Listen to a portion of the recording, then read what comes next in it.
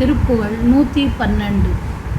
ஆதாளிகள் புரி கோலாகல விழியாலே அமுதெனும் மொழியாலே ஆள் சீர் இள நகையாலே துடி இடையாலே மணமலி குழலாலே சூதார் இளமுலையாலே அழகிய தோடார் இருக்குழை அதனாலே சோரா மயல் தருமானார் உறவு இடர் சூழா வகை அருள் புரிவாயே. போதார் இருக்கழல் சூழாது அது தொழில் பூணாது எதிர்உற மதியாதே போராடிய அதி சூரா பொறு பொறு போகாதே என அடு திரளோனே.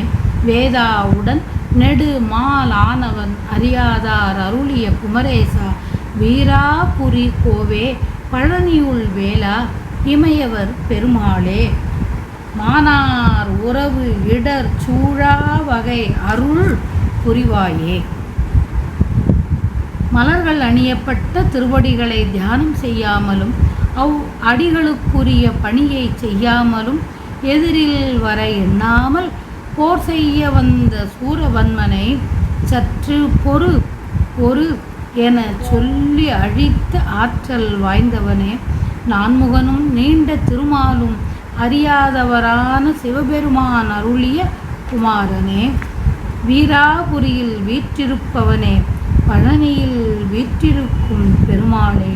விலைமகளின் உறவால் வரும் துன்பம் எனக்கு வந்து சேராதபடி அருள் செய்வாயாக.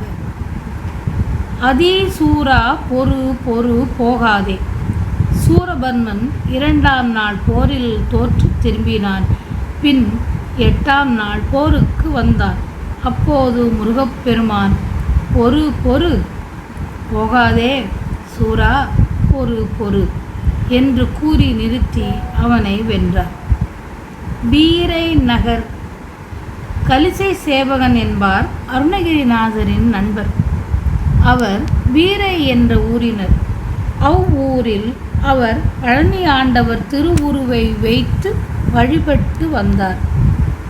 முருகப்பெருமானின் சிறந்த அடியார் அவர். இதனை அருணகிரியார் இங்கு பாடியுள்ளார்.